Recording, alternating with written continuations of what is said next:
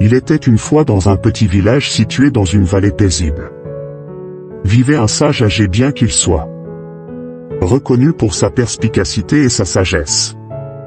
Le sage menait une vie humble, passant ses journées à contempler en silence les mystères de l'existence des gens. De près et de loin, venait à la recherche de ses conseils sur les questions grandes et petites, et souvent laissé avec un esprit éclairé et un cœur léger. Un jour, une personne agitée et curieuse a rendu visite au sage.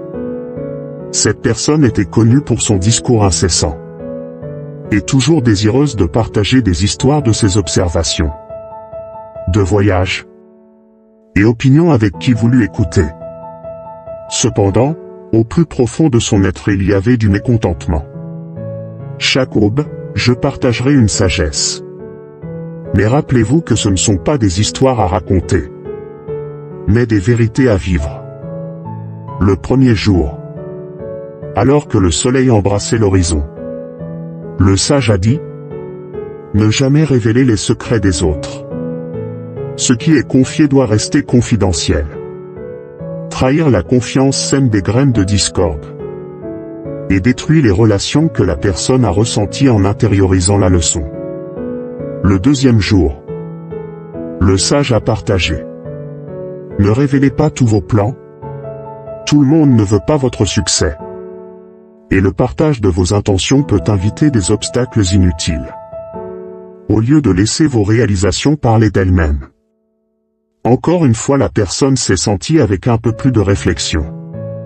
Le troisième jour, le sage a dit: évitez de partager vos griefs personnels avec les autres. Répandre la négativité ne fait qu'alimenter le ressentiment et ne résout pas les conflits. Cherchez la réconciliation ou le pardon, mais ne laissez pas le poison se propager. Une fois de plus, la personne a intériorisé la sagesse. Le quatrième jour, le sage transmit: ne vous vantez pas de vos actes de gentillesse. La vraie générosité ne cherche pas de récompense ou de reconnaissance. Laissez l'acte être sa propre récompense, et laissez vos actions créer des vagues de bonne volonté invisibles. Mais profondément ressentie, la personne a ressenti un profond sentiment de paix, commençant à comprendre la profondeur de la sagesse qui était partagée. Le cinquième jour, le sage a conseillé de s'abstenir de discuter des fautes et des erreurs des autres. C'est une habitude destructrice qui conduit à l'orgueil et au ressentiment. Essayez plutôt de comprendre et d'empathie, car nous sommes tous des humains également imparfaits. Un sentiment d'empathie et de compréhension montre le symbole de la sagesse. Le sixième jour, le sage a conseillé de ne jamais exprimer ses peurs. Essayez de comprendre leur origine avec courage. La personne, pour la première fois de sa vie, a commencé à ressentir de la force dans le silence et l'introspection. Le septième jour, alors que le soleil se levait dans une brillante symphonie de couleurs, le sage a partagé la sagesse ultime. Évitez de faire de votre richesse ou de vos possessions un sujet de conversation. Ils ne définissent pas votre valeur ou votre caractère.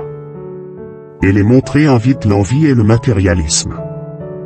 La vraie richesse réside dans votre cœur et votre esprit, et non dans votre trésor. Avec cela, la semaine de silence est terminée, et la personne a été transformée. Ne ressentez plus la contrainte de remplir le silence avec des mots. Trouvez satisfaction dans l'immobilité, la sagesse dans l'introspection et la force dans l'endurance silencieuse. Remerciez le sage et repartez non pas avec une histoire à raconter, mais une profonde compréhension.